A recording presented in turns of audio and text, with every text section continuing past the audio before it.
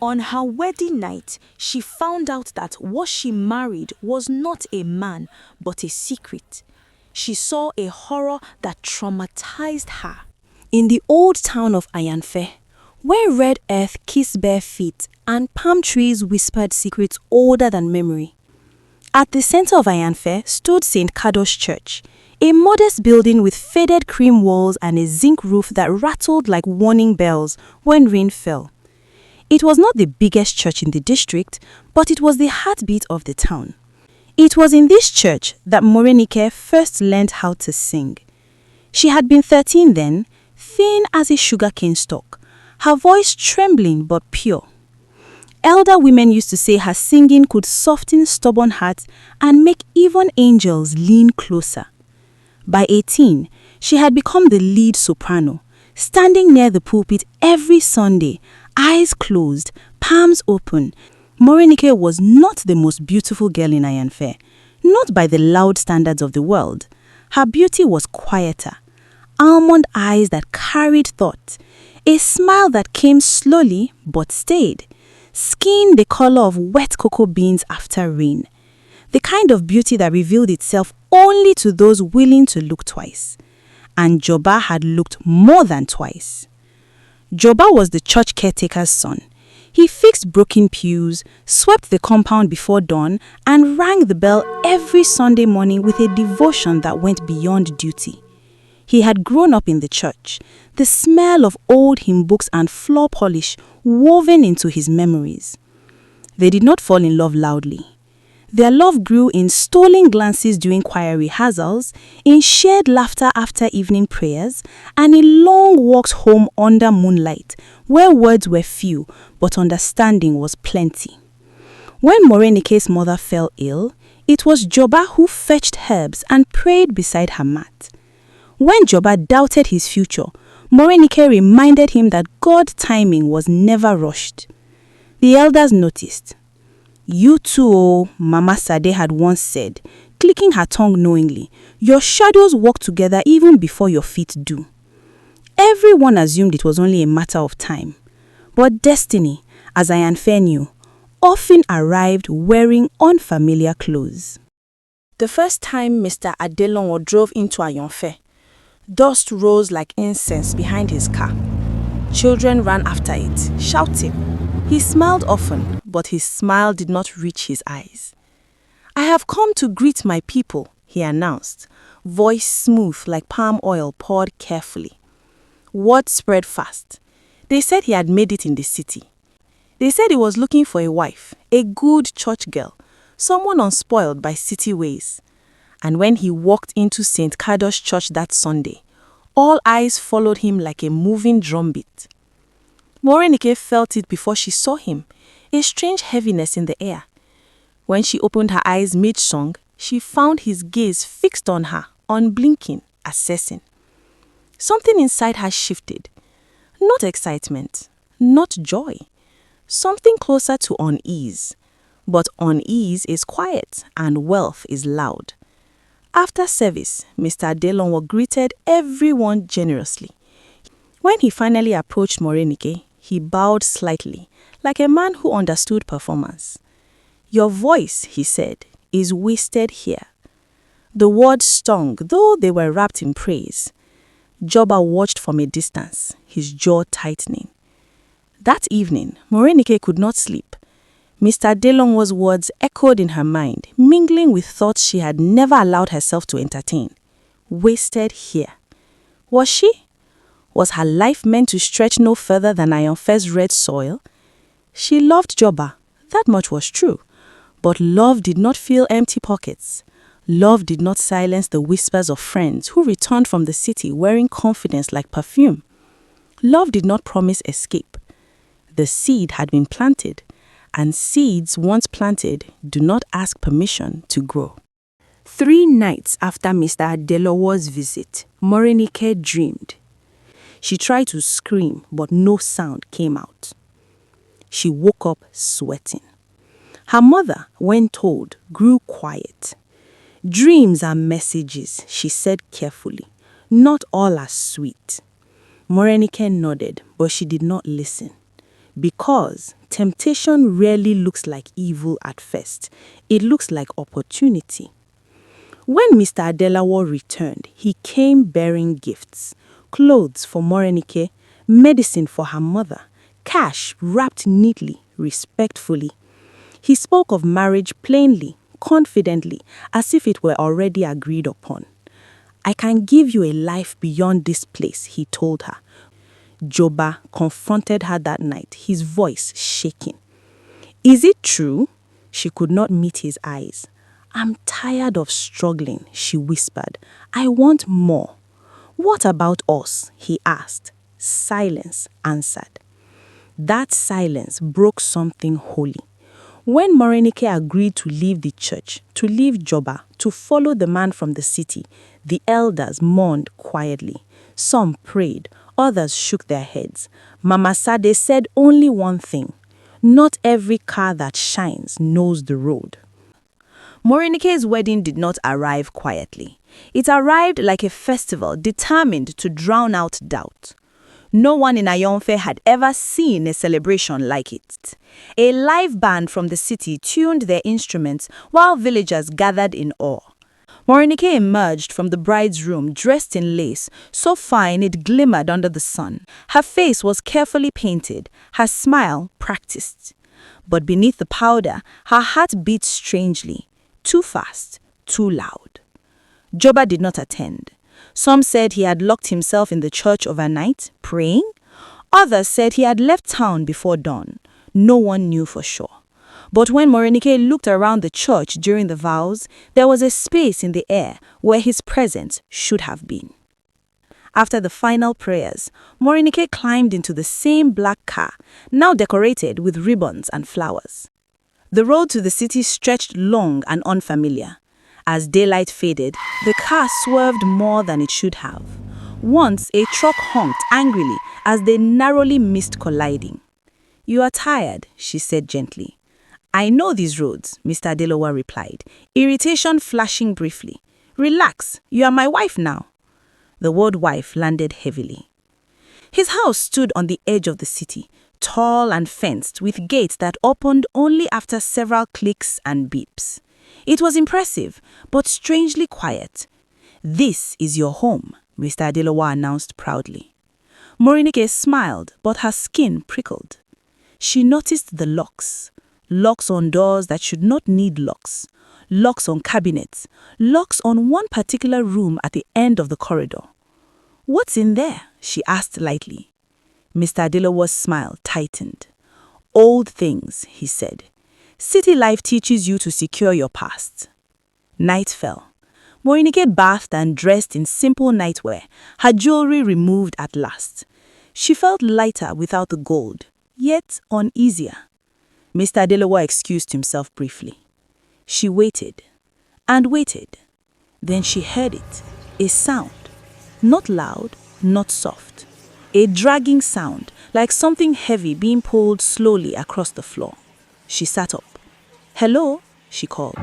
No answer. The sound came again, closer this time. Then a whisper, not words but breath, uneven and strained, as if someone were struggling to speak. The lights flickered again. Suddenly, the locked door at the end of the corridor shook. Once, twice. Morenike's heart hammered. She backed away as the door rattled violently, as if something inside was desperate to come out. The whisper grew louder, layered, sorrowful. Then, silence. Mr. Adelowa appeared abruptly, his face pale, sweat beading on his forehead. You shouldn't wander at night, he said sharply, noticing her fear. What is in that room? She asked, her voice barely steady. He laughed, but the sound was hollow. City plumbing, he said. You are imagining things. But as he spoke, the smell in the house thickened, metallic, like rusted iron after rain. Morenike felt something settle deep in her chest. Not fear alone, regret. Then, without warning, Morenike heard it clearly, right beside her. A whisper, unmistakable this time. You were warned. She sat up screaming. Mr. Adelowa jumped, furious and shaking. There is nothing wrong with this house, he snapped. Sleep. But Morenike did not sleep. because somewhere behind a locked door, something had recognized her, and the night, her first as a married woman, had answered back. Inside the house of many locks, Morenike lay awake, eyes open, counting the seconds between her husband's breaths. She did not pray. She tried, but the words felt stuck like birds beating against the closed window. Morning came reluctantly. Mr. Adelowo rose early, dressed quickly, and left without explanation. The door slammed harder than necessary. The locks clicked behind him. Morenike was alone. The house seemed to exhale. That was when she noticed it. In the corridor hung framed photographs she had not seen clearly the night before. She stepped closer, her heart sinking with each one. Women. Different, different faces, different smile. Her knees weakened. On the final frame, the space beside Mr. Adelowo was empty, a space waiting. "No," she whispered. Her reflection stared back at her from the glass, her face now belonging to a pattern she had never agreed to join. She backed away and her foot struck something metallic, a key. Not just one, a ring of keys, cold and heavy, lying where it had no business being. Her hands trembled as she picked them up, and the house, as if sensing betrayal, creaked. She stood before the locked door at the end of the corridor. Keys slid in too easily. The door opened with a long, tired groan.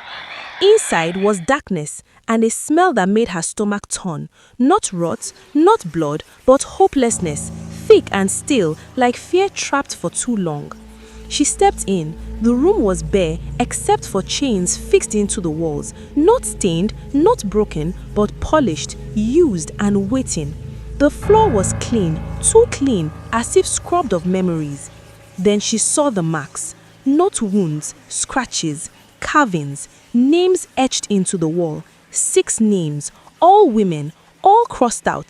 Morenike screamed. The sound of an engine roared outside, too fast, too reckless. The car screeched to a stop. Locks rattled violently as the front door burst open. Mr. Adelowo stood there, eyes wild, breathing unevenly. His calm city mask was gone. "You opened it," he said softly. Not a question, a sentence. She backed away, clutching the keys. "What did you do to them? Where are they?" He laughed, but it was not the laugh of a rich man. It was the laugh of a cornered one. "They wanted to leave. They learned too much. The city taught me many things, including how to make people stay quiet." She shook her head, tears streaming. "You can't do this. God sees." His face twisted. "I left God on the road long ago, just like you left yours at the church gate." The word struck harder than any slap. In the confusion, Morenike ran, but she did not know the way. The corridors twisted, unfamiliar, doors slammed shut around her. Then strong hands grabbed her. She screamed, fighting, calling on the name she had abandoned. He dragged her towards the forbidden room. "No," she sobbed. "I won't be like them." "You already are," he said coldly. "The 7th always completes the cycle." The door slammed, the lock turned, silence fell like a grave cloth. Morenike slid to the floor, shaking, and then, softly, unmistakably, another voice joined them. A familiar one. "I am still here." Her breath caught. Hope, small, fragile, but alive, flickered in her chest. The women exchanged looks heavy with meaning. He did not always use chains. At first, he used lies. When lies failed, he used fear. When fear failed, he used silencelessness. He drove fast, careless. Lives were lost. Mr. Adelowo had once been poor, angry, invisible in the city. Each marriage sealed his wealth. Each wife became a covering. He would marry a woman and torture them for fun.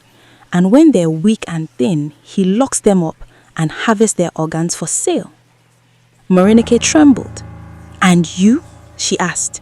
"I'm the 6th. We used to be 2 here, but she died. He took highway. I don't know where."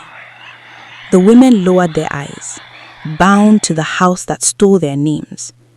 Morenike pressed her palms to the floor. "I made a mistake. I left my faith. I left love. I chose shine over truth. Scriptures, prayers, hymns scratched into the stone. And prayer once spoken does not die. Morenike felt something stir in her chest, something she had buried under lace and gold. She began to pray, not loudly, not perfectly, but honestly.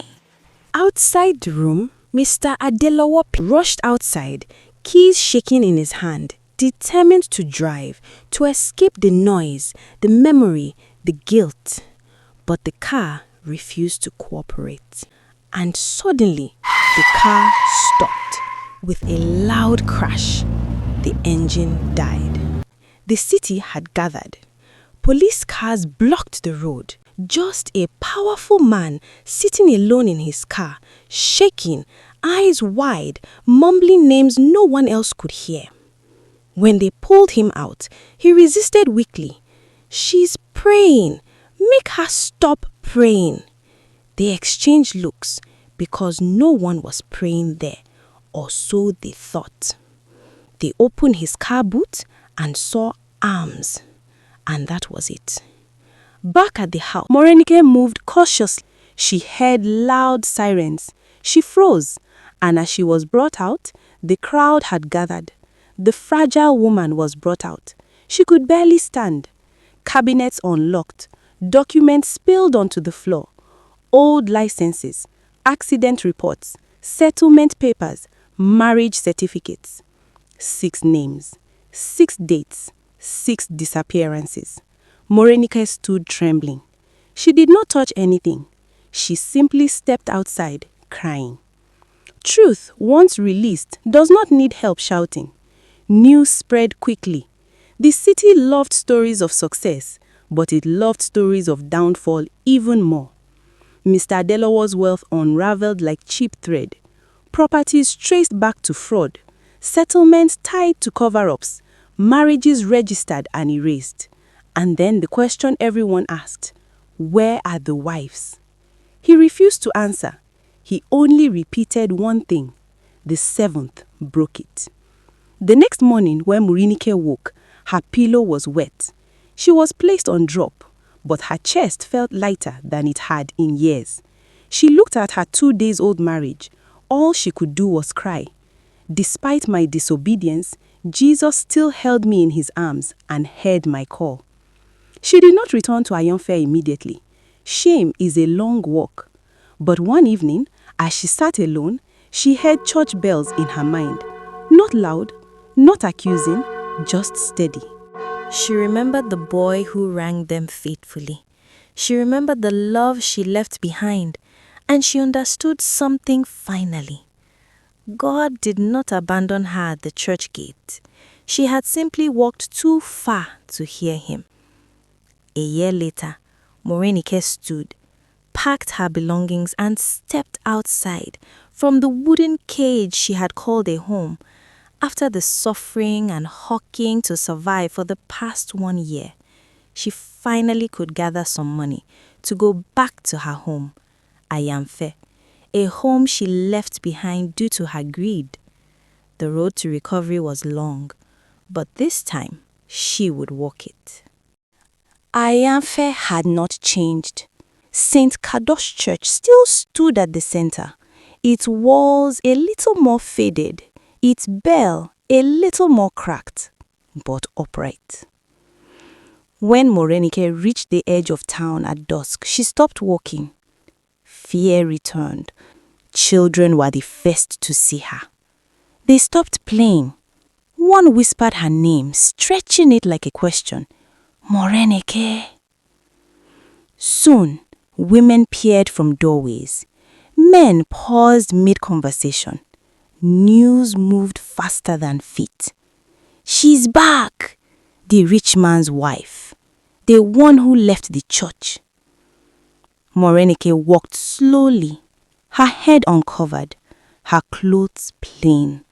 No gold, no lace, no city shine. Only truth. The church compound was quiet. Morenike stepped inside hesitatingly. Her heart pounded louder than the cicadas. Then she heard it. The church bell.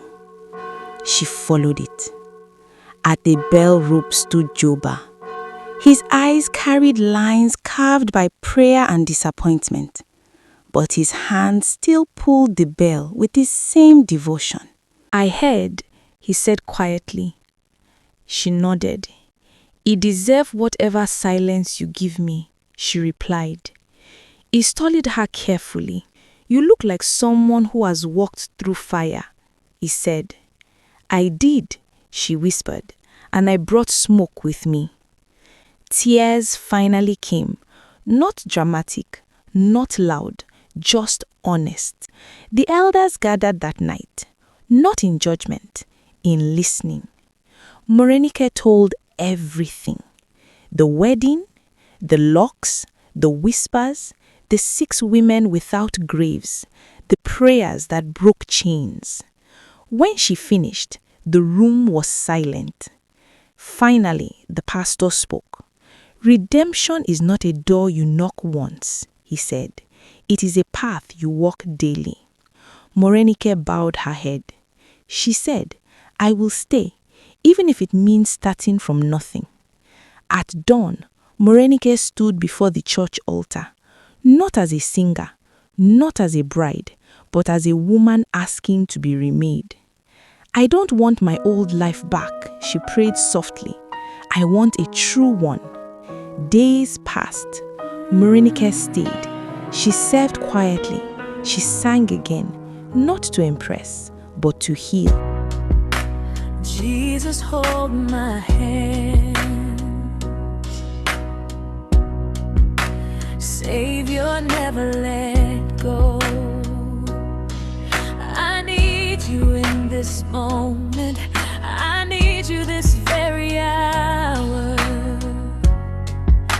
I wanna be closer, closer to you.